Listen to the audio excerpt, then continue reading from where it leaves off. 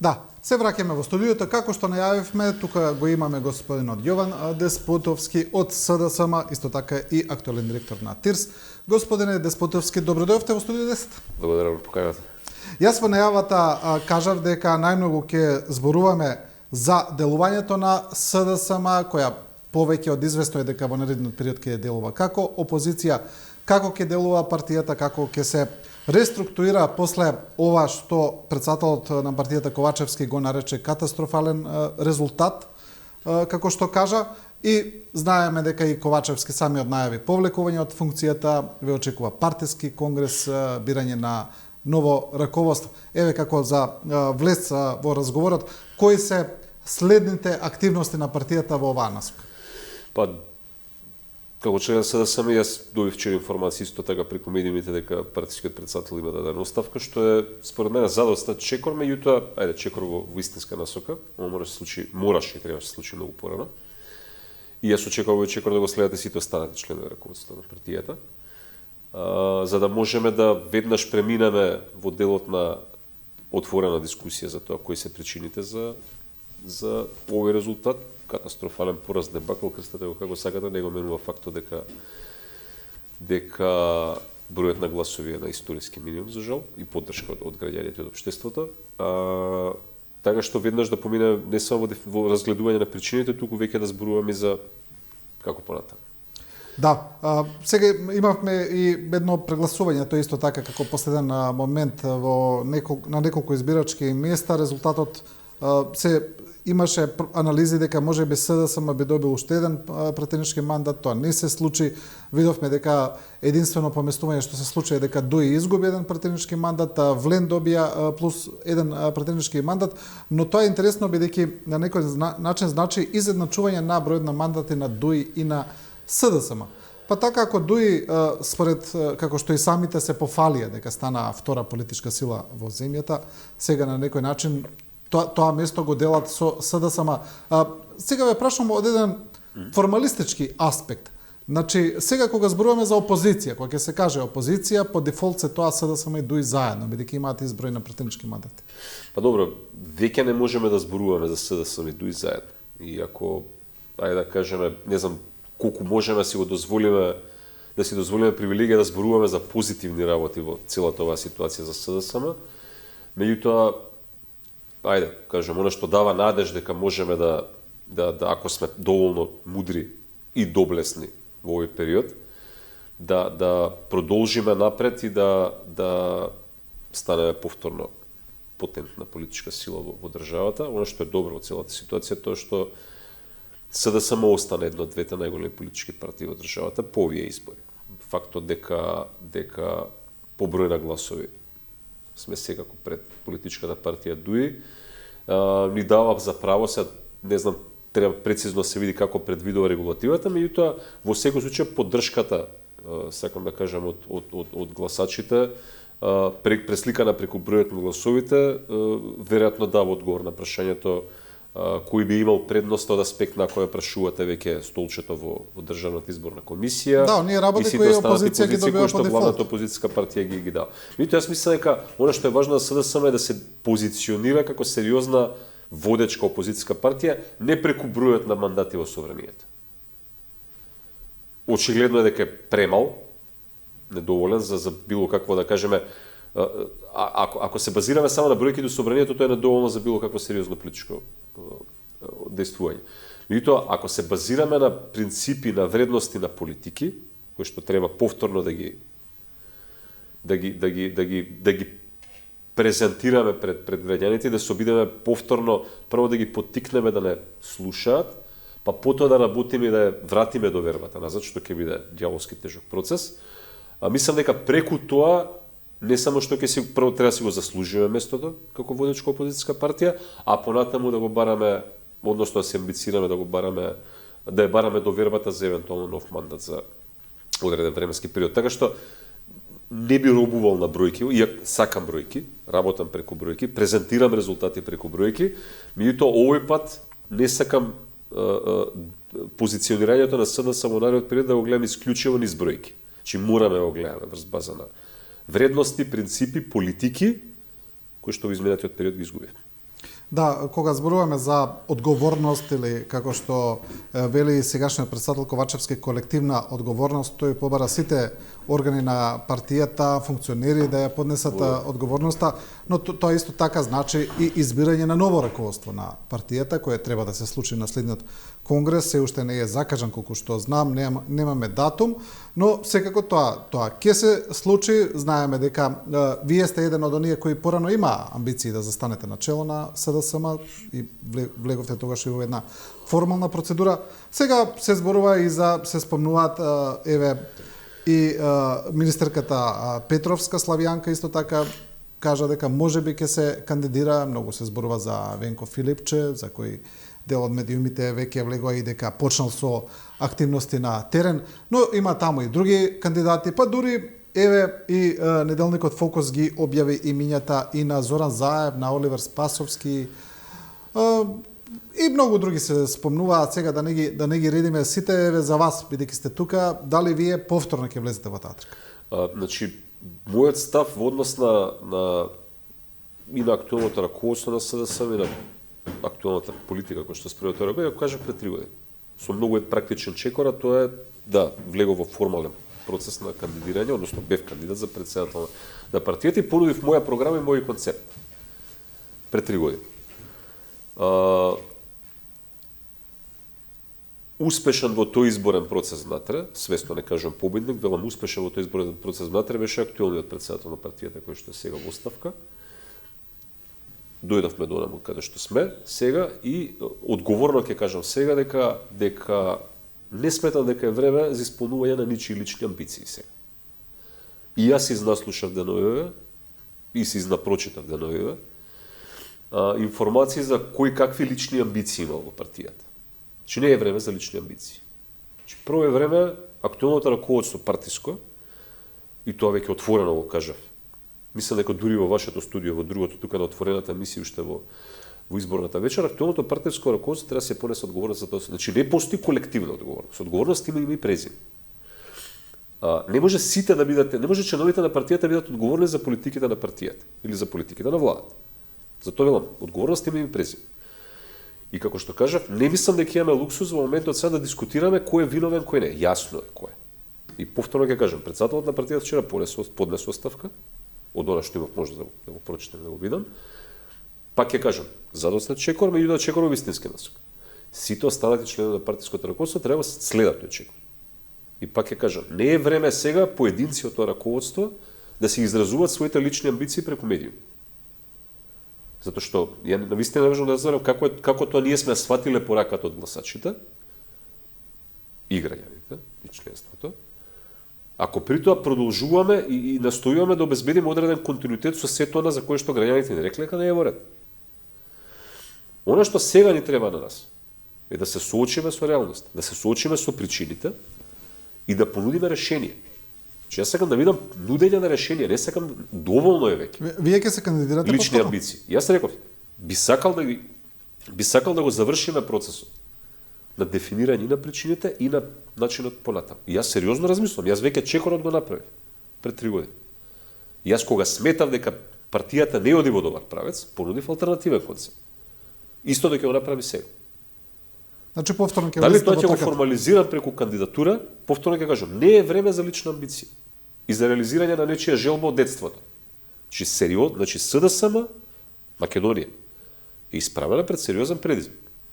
Членовите на СДСМ, па и на граѓаните на општеството, на вистина е потребен силен СДСМ. Како ние ќе стигнеме до силен СДСМ?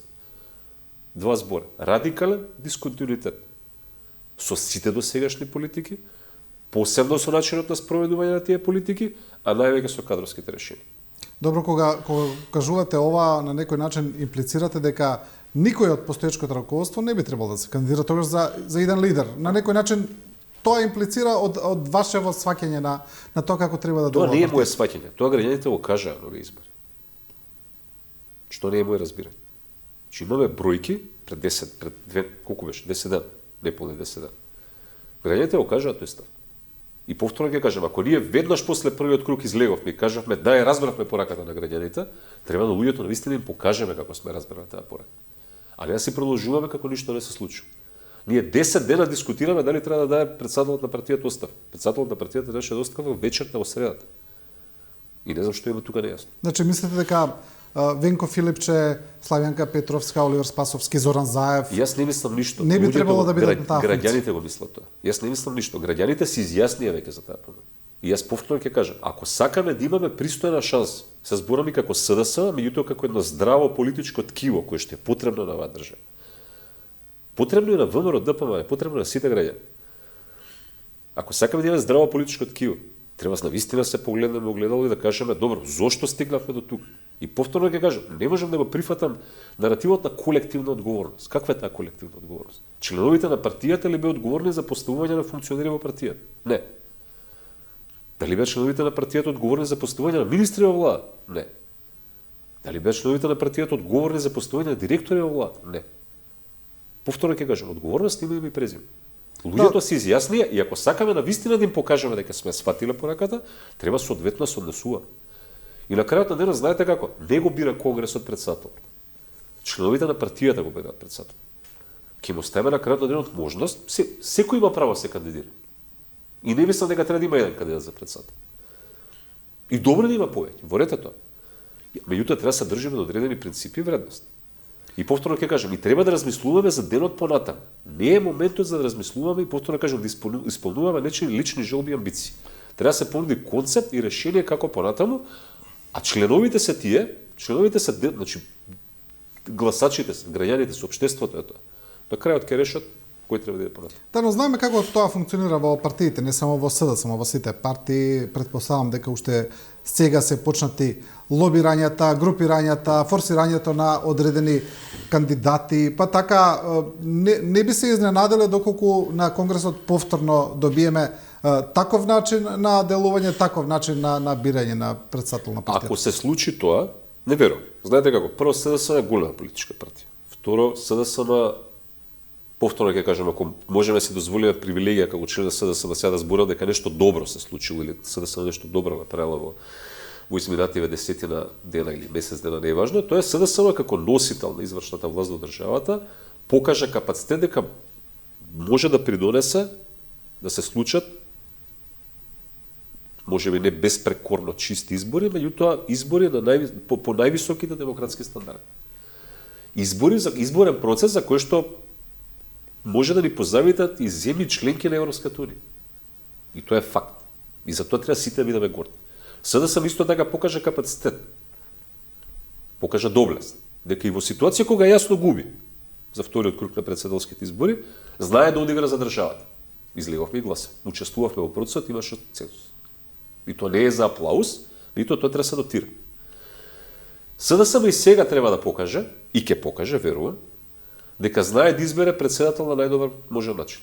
И заради тоа, прво, не посакувам, второ, не очекувам, ајде, бидам чесен, може би малце наивно звучи, меѓутоа, навистина верувам, дека можеме да избереме председател во една фер постапка отворена внатре во самата партија. Велам, ако веќе сме го возможили тоа во рамки на државата, нема причина не можеме во рамки на самата партија. Повторно ќе кажам, не се делегатите во овој случај кои што бираат председател.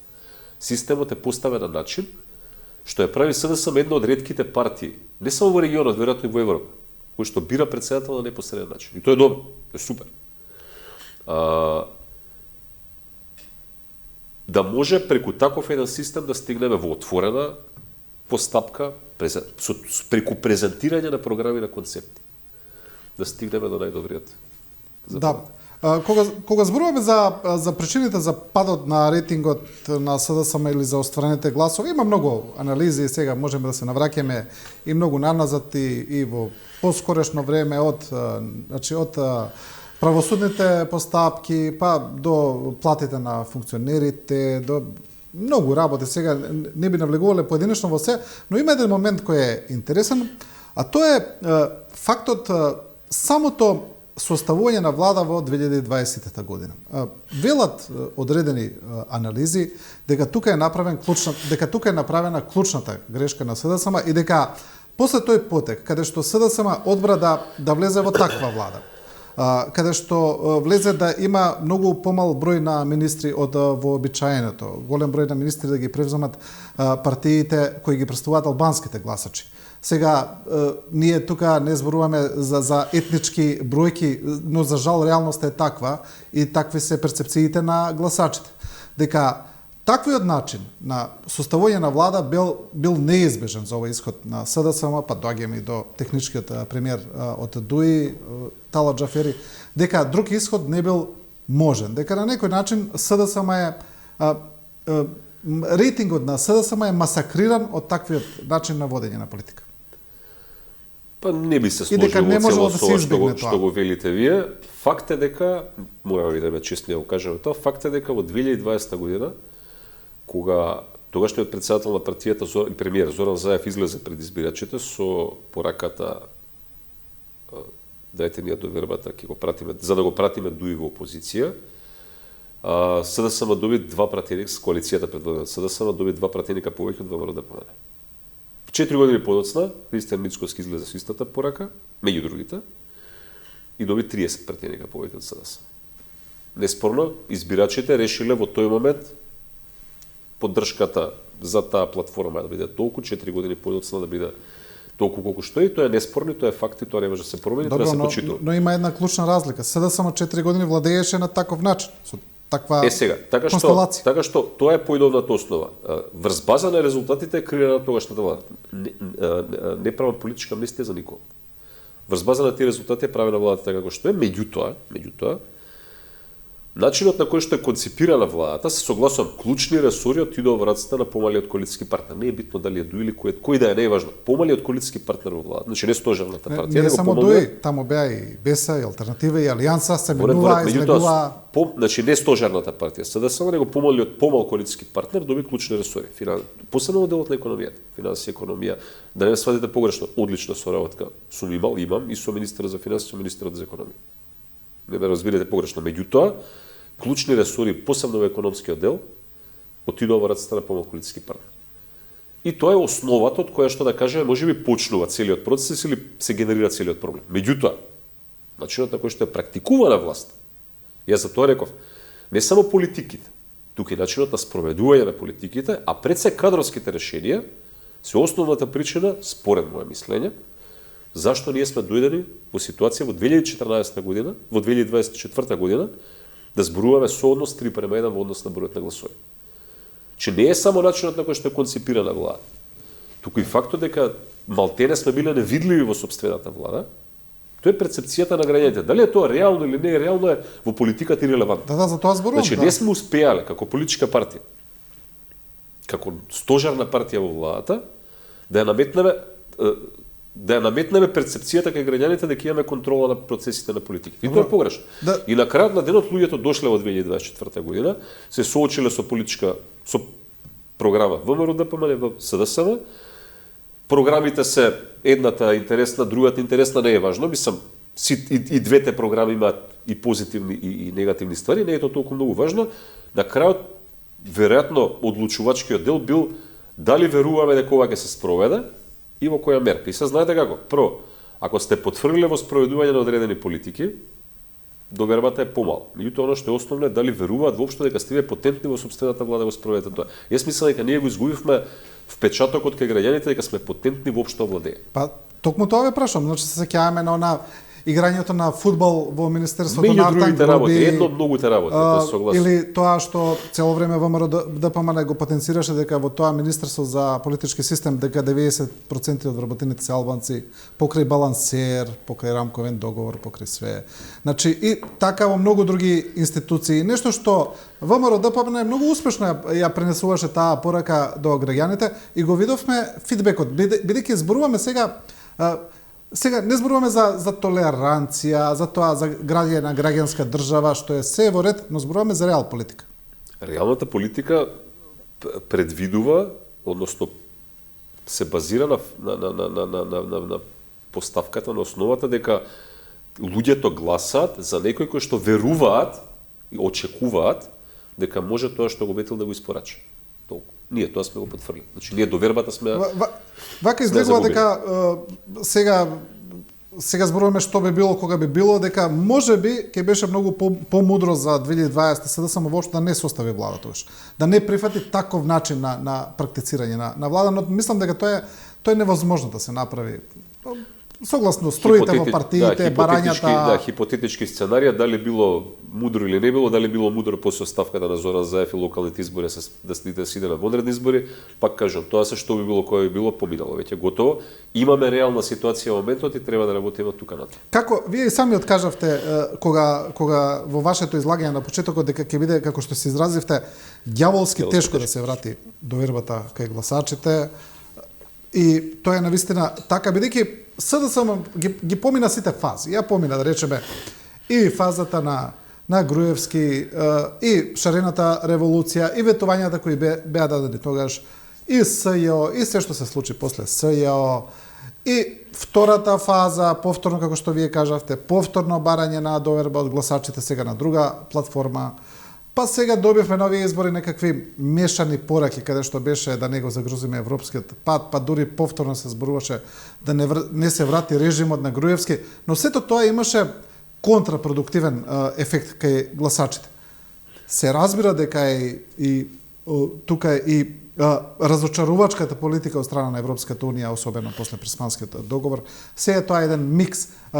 Како да се вратите од таа пиар бездна, ајде да кажеме. Како можете сега, мислам, еве уште поедноставно прашање, што сега би им кажале на гласачите за да може да ви поверуваат? Прво, СДСМ не треба повторно се враќа никаде, СДСМ треба повторно се роди. Мене кој прашате. Јас сум во СДСМ 30 години, значи целиот мој полнолетен живот. Ние сме во моментот во фаза во која што не треба никаде да се враќаме. Не треба ништо поправиме, ние треба да се родиме повторно. И затоа реков, работата ќе биде ѓаволски тешка, не да ја вратиме до вербата. Тоа е следното ниво. Првото ниво е да ги поттикнеме луѓето не слушаат повторно тоа што го зборува. И тоа ќе биде ѓаволски тешко. И знаете како? Ако трнеме ние се фронтално со критика на све, никој не веќе не слуша. Мислам дека ја продолжиме тоа. Затоа кога велам треба повторно да се родиме, кога велам треба да се понуди концепт, а не да се зборуваме за лични амбиции кој како се замислува да си ја продолжи политичката кариера, треба да дефинираме и да им предложиме на луѓето како ние ќе продолжиме, односно како ќе почнеме одно. И јас сметам дека нашата подадена рака кон нашиот политички опонент треба да се случи. Во која смисла?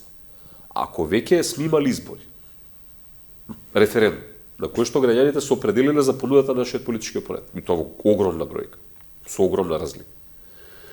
Да видиме во кои делови на програмите кои што сме ги понудиле ние и тие се совпаѓа. Во голем дел веројатно и се совпаѓа. И едноставно кажеме не 100 дена поддршка. Она што велите, како е што 100 дена даваме. 1100 дена. Ке имате наша поддршка за тие работи се спроведат, затоа што тоа е интерес на луѓето.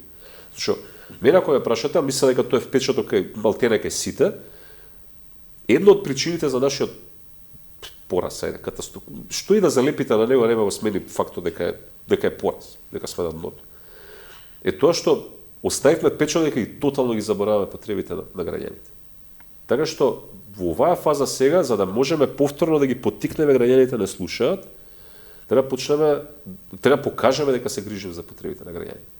Еден од начините тоа што, повторно кажам, подадената рака кон нашиот политички опонент за спроведување на сите оние политики, проекти, за кои што постои јасно совпаѓање во двете програми.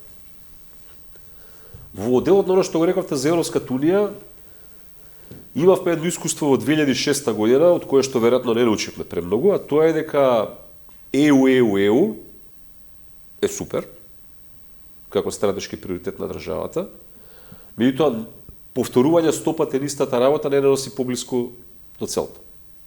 И да, во одреден момент веќе им станува не досадно, него веќе им станува веројатно и одбивно на луѓето што го слушаат. Истото ни се случи и сега. Премногу долгото држење на приоритетно место на темата уставни измени Бугарија, тоа беше во континуитет 2,5 години, не доведе до тоа да ја плаќаме политичката цена сега. Притоа немаме реално повестување во процесот. Така што да, ние треба да останеме неспорно е тоа. Е стратешки приоритет на државата и тука можеме наопачке се превртиме, државата треба да стигне. Таму и тоа е јасно и луѓето даваат поддршка за тоа. Меѓутоа, повторно ќе кажем, има многу практични чекори што треба да не водат да стигнеме до таму и второ се согласувам дека треба да поработиме на делот и тука мислам дека е многу важна соработката со нашиот политички опонент, да испратиме јасна порака до Брисел дека нашите очекувањата на граѓаните на оваа држава се изневерени. Затоа што да, направивме сериозна стапка со Преспанскиот договор. Македонија стана членка на НАТО, факт. Меѓутоа ЕУ не си го испорача својот дел од договорот.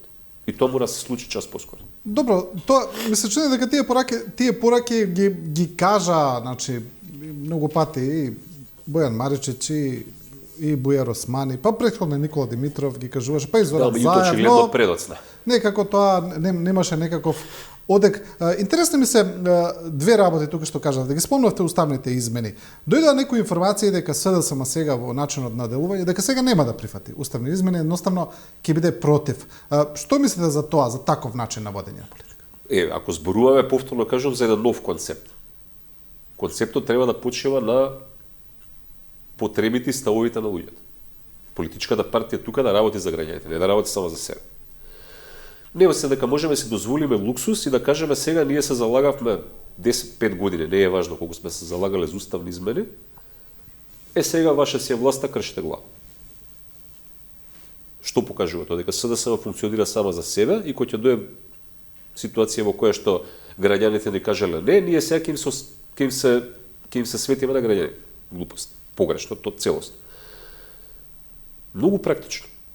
СДСМ изгледа со своја понуда на изборите, ВМРО-ДПМН изгледа со своја понуда на изборите на попрашањето на уставните измени.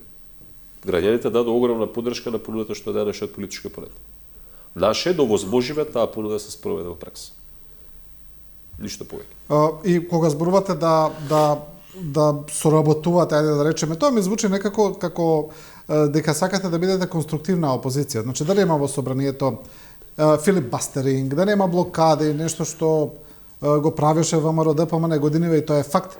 Значи да не делувате така воопшто, сакате да кажете, што значи тоа? Дека сите оние проекти што се од интерес на луѓето, каде што повторно ќе кажам, и во нашата програма, и во програмата на ВМРО-ДПМН се јасно предвидени. Заслужуваат поддршка и тука нема дискусија.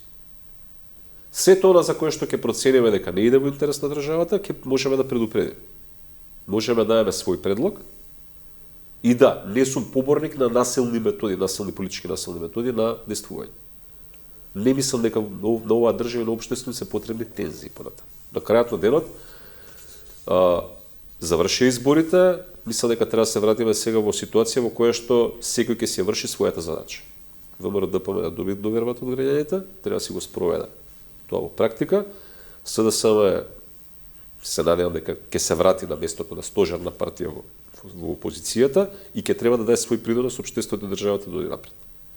Така што не мислам дека преку кочење на процесите и на проектите кои се важни за луѓето, треба да го срозуваме рейтингот на ВМРО-ДПМН за да можеме ние да дојдеме опозиција и бидеме конкурентни. Напротив, мислам дека е многу добро, верувам во нашите капацитети и многу ми е жал што на овие избори се пропушти таа можност да дојдеме ситуација на избори во кои што граѓаните ќе мерат кој има повеќе остварено од тоа што го има ветено. Затоа што ние пред 10 дена пропуштивме можност да не пред 10 дена, пред да почне кампањата, значи пред 2 месеци, пропуштивме златна можност да се наметне наратив во кој што ајде да видиме што е тоа што ВМРО-ДПМН како носител на локалната власт во држава веќе 2,5 години го има испорачено од ветувањата. А што е тоа што СДСМ го има направено согласно ветувањата кои што ги даде 2020 година. Па граѓаните може да измерат, па да гласат за. Ние повторно се доведовме ситуација се гласа против. Да. Така да мислам дека е време да работиме на избори, односно на изборен процес следен, во кој што граѓаните ќе измерат, кој има повеќе придонесено за и така да се гласа понатаму. Да, за тоа зборувавме порано, мислам дека и со вас дека поради тие тешки негативни наративи кои се пренесуваат во јавноста, дека добрите работи кои и постојат, кои ги прави владата, дека не допираат до граѓаните, тоа се прецел ние да речеме некои економски бројки, показатели и така натаму. Интересно е што председателот на ВМРО-ДПМН Христијан Мицкоски, иако не сте член на партиското раководство, вие сте директор на ТИРС, член сте на СДСМ, сепак вие сте еден од ретките кои да речеме на начин на некој ве прозва или ајде да речеме ве нападна директно кога зборуваше за ТИРС, рече дека имало странски компании кои сакале да инвестираат, но не сакале додека вие не се повлечете, вие сте биле пречка, па дури ве најави како можен иден лидер на СДС. Знаете како ми сум внимателно нормално ги следам сите случувања и сите наративи поврзани со нашата работа. Институцијата која што ракуваме е доста транспарентна. Сите бројки, сите показатели ги презентираме малтена на месечно ниво. Сите досиеа во смисла на документација поврзана со сите проекти, сите разговори е поприлично јасно и транспарентно достапна до сите чинители, медиуми, политички партии, не е важно. Така што јас сум целосно отворен за разговор, доколку имало проблем во било која фаза со било која компанија. Дали е нова компанија или компанија која што веќе постои во држава. Да видиме дали на вистина и кој е тој проблем или проблеми со кои што се соочиле при комуникација со нас и тие проблеми да ги надминат. На крајот на денот јас сум тука и мене луѓето ме плаќаат, граѓаните ме плаќаат, за да испорачаме резултати. И резултатите јас на самиот почеток пред 3,5 години кога ме менува на оваа позиција ги поставив многу едноставно. Работни места, повисоки плати, приходи во буџетот.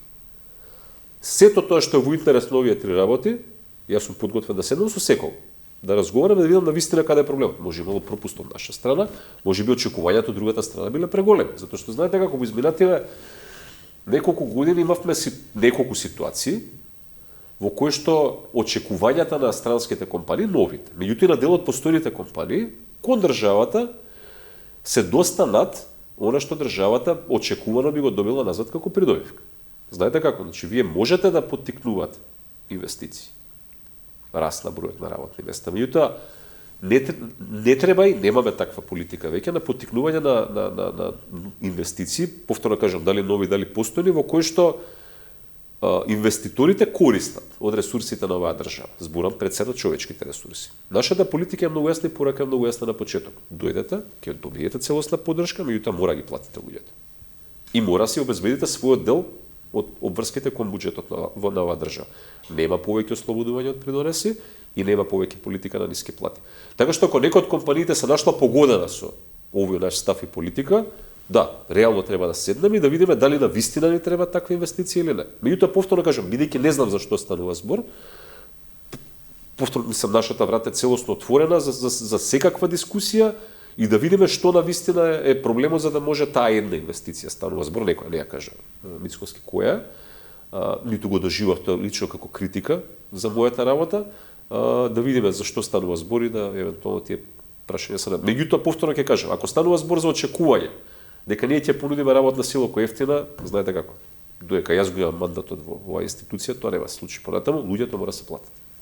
Да, добро, ви благодарам за разговорот. За крај, уште ова, не знаем кога би бил конгресот на СДСМ, така, немаме се уште... Знаете како, не би го врзувало одржувањето на конгресот со изборот на новиот председател, заради тоа што станува збор за две одвоени постапки. Значи, конгресот ќе се случи како отчетен конгрес на кој што треба да се дискутираат причините и така натаму, да се дефинира одговорноста. Иако верам дека одговорноста, не верам, очекувам и сакам одговорноста, тоа што навистина биде затворено прашање. Постапката за избор на председател се случува, повторно кажам, во рамки на сите членови, така да конгресот тука нема апсолутно никаква улога, така што чекам дека двете постапки ќе течат многу брзо и СДСМ мора да застане повторно на нозе, обновени кадровски, обновена со нов концепт и начин на одење понатаму до почетокот на летото, значи зборам до крајот на месец јуни, најдоцна до почетокот на јули. Значи на вистина немаме никаква причина, ниту можеме да се дозволиме луксус да ги влечеме процесите понатаму. Да. Добро, Деспотовски, ви благодарам за учеството. Благодарам за поканата. Со ова го завршуваме првиот дел, одиме сега со реклами, останете со нас, продолжуваме со Филип Стојановски од Метаморфозис, разговараме за вешташката интелигенција.